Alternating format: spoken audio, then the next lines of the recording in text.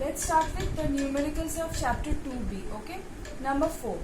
A body of mass 5 kg falls from a height of 10 meter to 4 meter.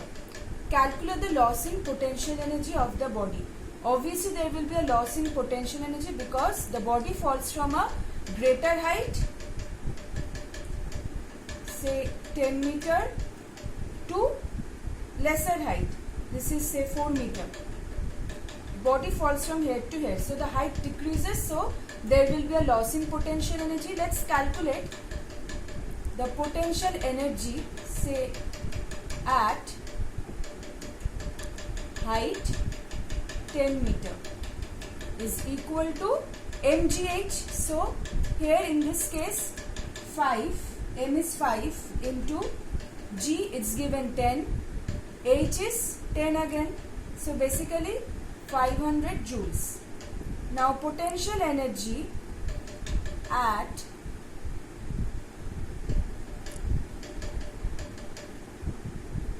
this is equal to again same mgh. So basically you are getting it as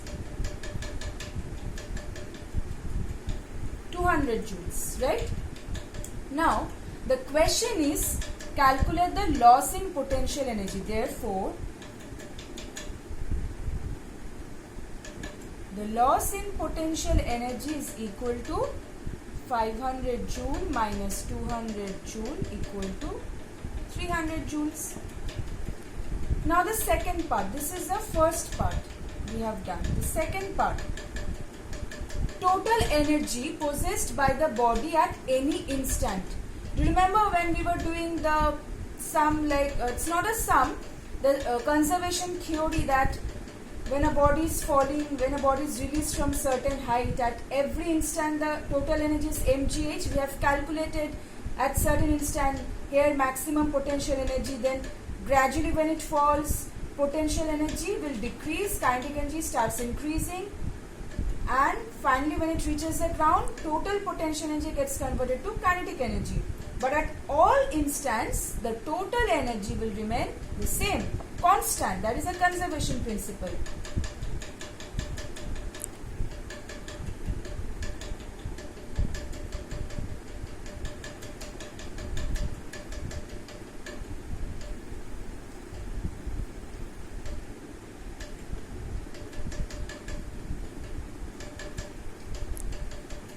That is equal to mgh. That means h here is 10 meter.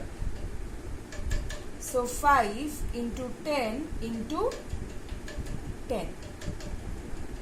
500 joules. It is the total energy possessed by the body at any instant. You can, when you are doing the sums, you can also write the given. In this case, you can just mention here that in this case, the height h is equal to 10 meter. Because when we were doing that conservation principle, mgh, h means the total height there, and we have calculated it falls to certain distance x, right? So in this case also we are just substituting the values and we are getting the answer. So just go through it and we'll move on to the next sum. Okay, let's look at this sum. Calculate the height through which a body of mass 0.5 kg is lifted if the energy spent in doing so is 1.0 joule. Energy spent, that means it is stored in the form of work done. So therefore, what will be the form of energy then? Energy is equal to mgh. Now, energy, it's given that 1 joule. Therefore, can I write this is equal to mgh?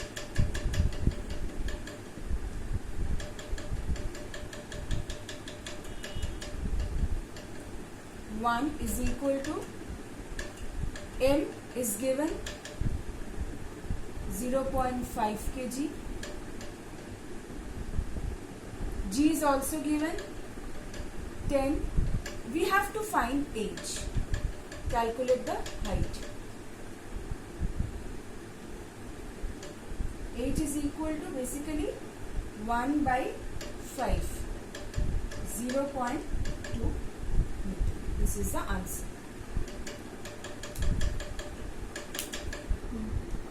Okay, we will do two sums together. See number 12. Calculate the decrease in kinetic energy of a moving body if its velocity reduces to half the initial velocity. Suppose let initial velocity be, say, v. Therefore, initial kinetic energy half mv square, right? Now, final velocity v dash is equal to, saying that it reduces to half the initial velocity. That means the final velocity is v by 2, half of initial velocity. Therefore, final kinetic energy is equal to half m v dash square. That means half m, instead of v dash we are writing v by 2 whole square. That is basically half m v square by 4. Right? Now the question is the decrease in kinetic energy. Kinetic energy is decreasing. Obviously, if velocity reduces, kinetic energy will decrease because kinetic energy is equal to half mv square. That's why. Decrease in kinetic energy will be initial kinetic energy minus final kinetic energy. So, half mv square minus 1 by 8 mv square. What is it? That is equal to 3 by 8 mv square. Can I write it like this? 3 by 4 half mv square. See, just simply 3, 4 into 2, 8. I'm just writing it in this form. I can write it. So can I write it? 3/4 of, what is half mv square? The initial kinetic energy. 3/4 of initial kinetic energy. Okay. Now let's look at number 14. A car is running at a speed of 15 km per hour, while another similar car is moving at a speed of 45 km per hour. Find the ratio of their kinetic energies. So, tell me one thing, ratio of their kinetic energy will be half m1 v1 square by half m2 v2 square. But in this case, m1 equal to m2. Similar car. Both same type of car. Therefore, ratio will become only half of gets cancelled, v1 square by v2 square. That means 15 into 15 by 45 into 45. Now, in this case, you need not convert to meter per second. Why?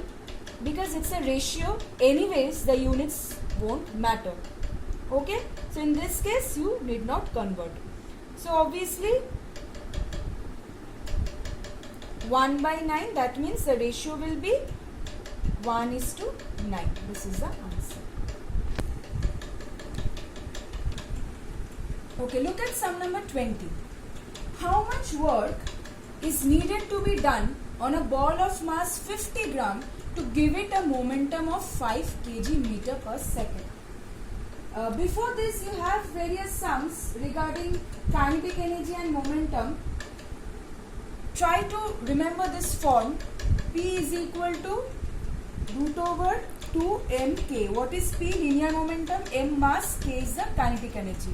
So if momentum given, mass given, you can find kinetic energy, or if kinetic energy given, mass given, you can find momentum, or any of the three. Now in this sum, directly it has not been mentioned that you have to find the kinetic energy, but see, mass given, what are the things given? Mass m is equal to 50 gram, that means 50 by 1000 kg. Don't start calculating here, okay, because the calculations will be easier if you keep it like this. Okay, now momentum also it's given to you, 5 kg meter per second. P given, M given. Kinetic energy we can find out. Now why will I find kinetic energy? Because the question is how much work is needed to be done on a ball of mass 50 gram to give it a momentum. So in order to give it a momentum, you have to do some work. This is from which concept? The work energy theorem. Work done on the ball, that is equal to kinetic energy gained by the ball, with which this momentum will be produced. Otherwise, if we are not doing any work, so how will it gain the energy from, right?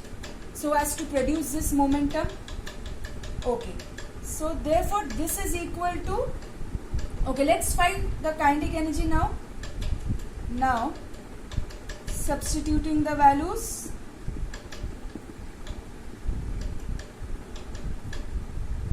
P is 5 equal to root over 2 into 50 by 1000 into K. We will have to square both sides. Okay, so basically 25, that is equal to 2 into 50 by 1000 into K. So just cancel and you will get K as 250 joule. Therefore, required work done 250 joules. Okay. Okay, see sum number 22. A bullet of mass 50 gram is moving with velocity 500 meter per second. It penetrates 10 centimeter into a still target and comes to rest. Okay, so if this is a target, if the bullet is fired, it's a solid target, so after penetrating to some distance, comes to rest. Calculate the kinetic energy possessed by the bullet. First part is easy. Kinetic energy possessed by the bullet, that is equal to half mv square, where m is equal to mass is how much? 50 gram. So obviously you have to convert to kg, right? And what is v? The initial velocity with which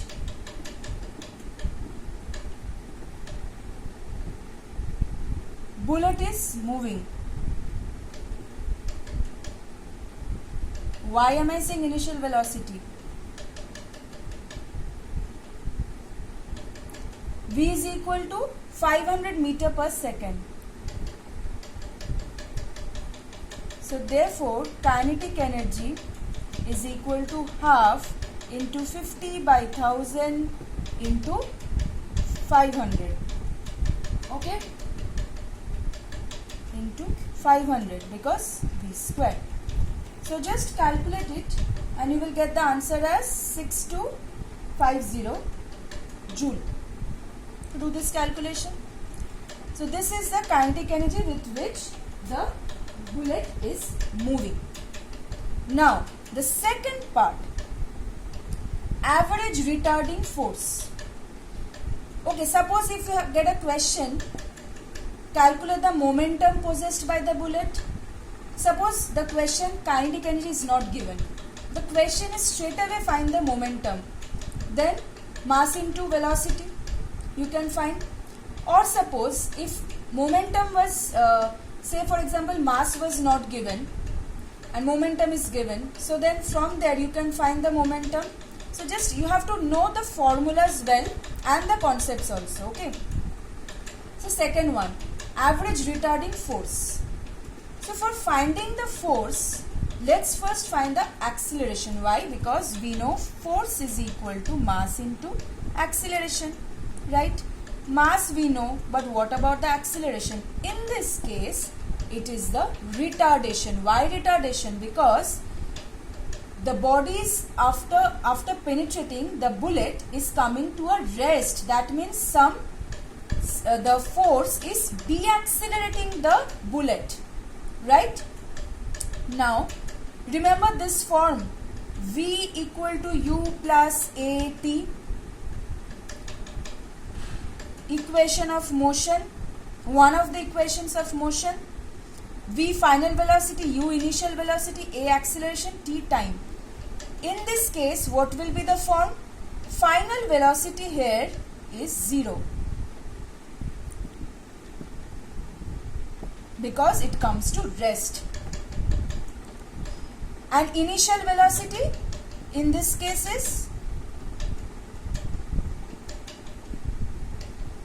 500 meter per second. Therefore, 0 is equal to 500 minus A into time taken. Time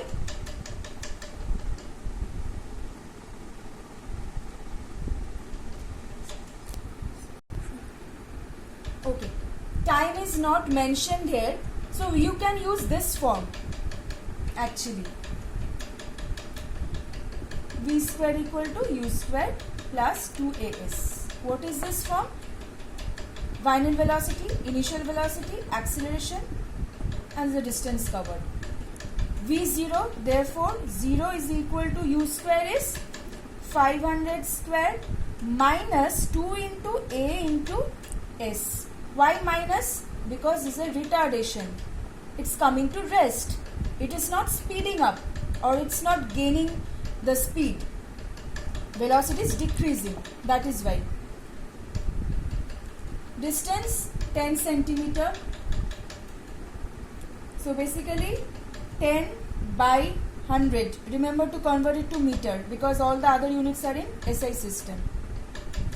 So 500 square, that is equal to 2 into A into 1 by 10. So from here A will be coming as, in fact you can just substitute the value of A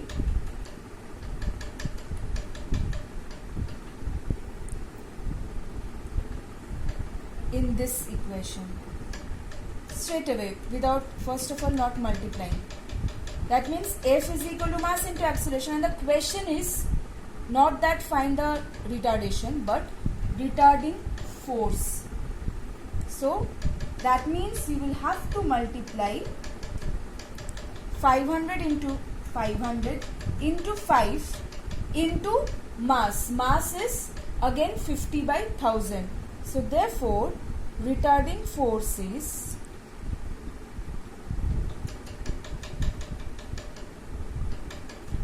500 into 500 into 5 into 50 by 1000.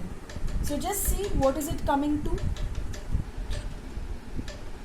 So after cancellation you will get the value, this by 1000, 62500 Newton. So this is answer then. Okay, let's move on to the next sum.